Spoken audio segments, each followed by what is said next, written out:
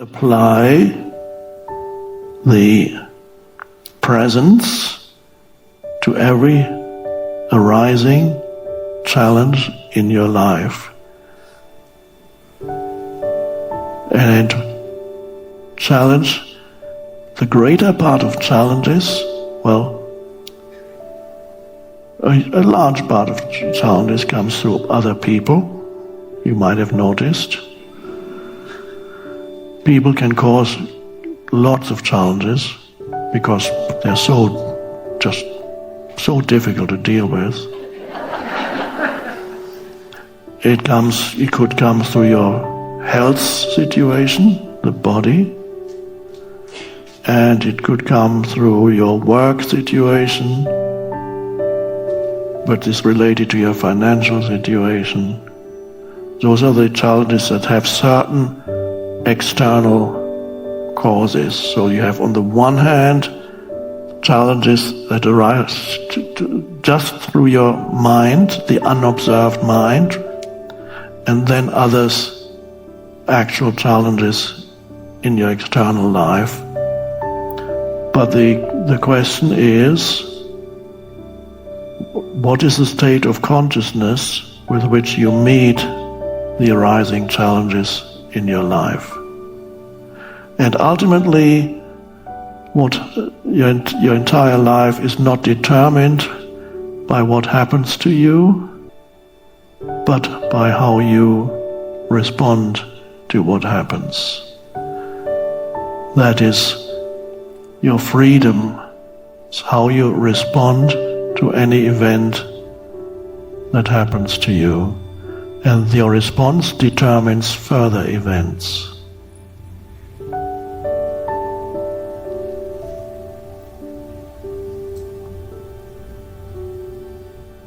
The important thing is that you gradually begin to realize, the sound is making a strange sound. You gradually begin to realize that what until recently you called my life is ultimately something relatively insubstantial. It's a story in your mind.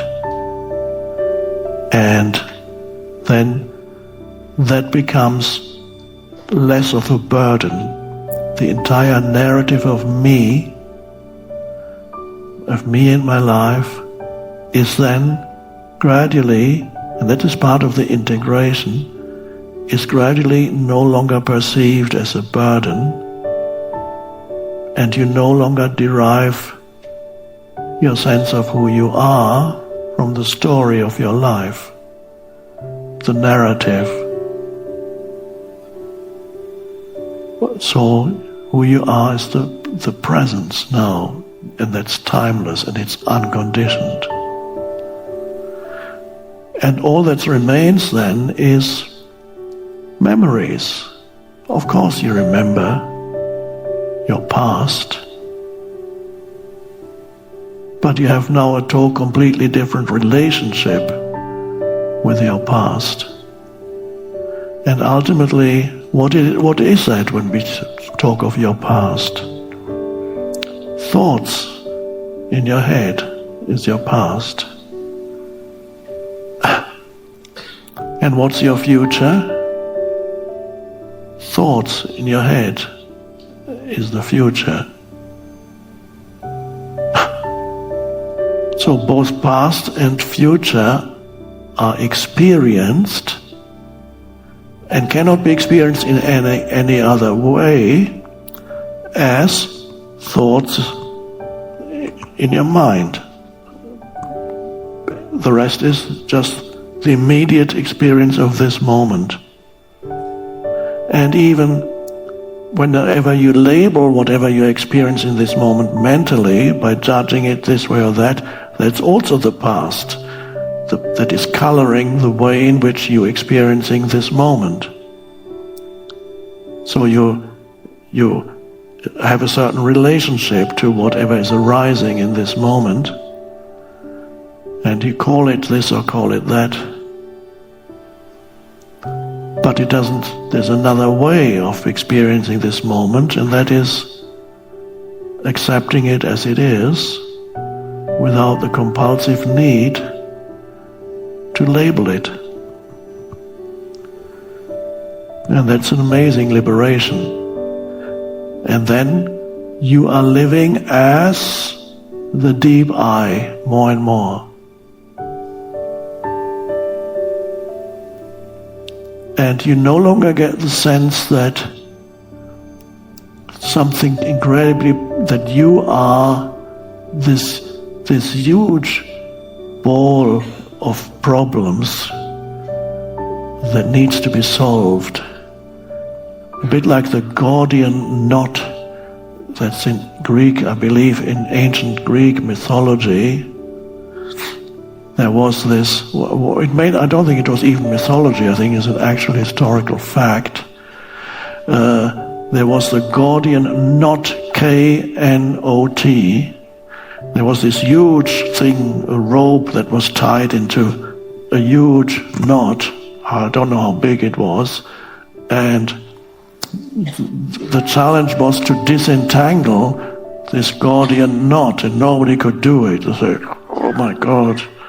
And they said, whoever can disentangle it will conquer the world.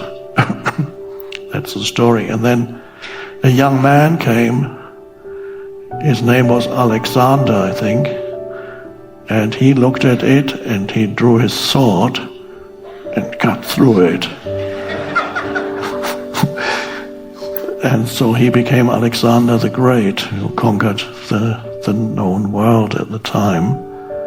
And so the Gordian knot, I'm using this story as an analogy for the egoic self.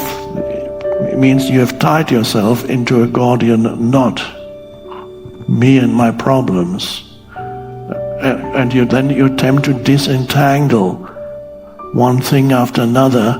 But while you solve one problem here, another one pops up there, and then you go there. And then, okay, I've dealt with this now.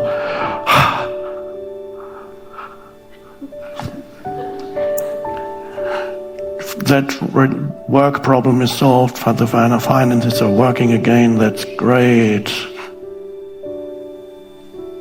And then suddenly your spouse goes off with someone else.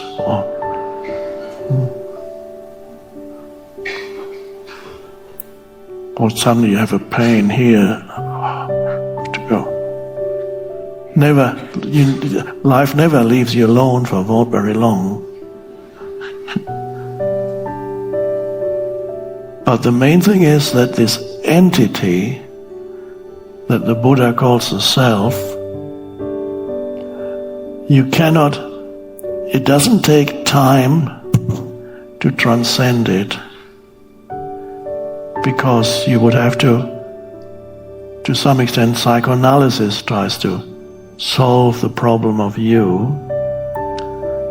And although there is something to be said for occasionally looking at certain things in your past, but your main area, your main focus needs to remain the present moment, except ways when you might suddenly discover why it is that every time somebody makes you wait, you become extremely upset and angry, far beyond what would be warranted by this particular situation. And suddenly you may remember, as you become more conscious of your emotions, that perhaps when you were a child, who knows, your dad abandoned you and the family when you were very young, and this sense of abandonment comes over you even when you're waiting for somebody and somebody arrives late.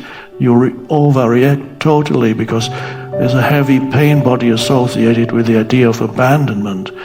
And this has been unconscious, and suddenly as you bring more presence, you become more aware of that emotion that arises. Instead of being it, you are the awareness that sees the arising of the emotion. And then it sometimes happens that when you clearly see the arising of an emotion, you may suddenly also remember where it started. You may, or you may not.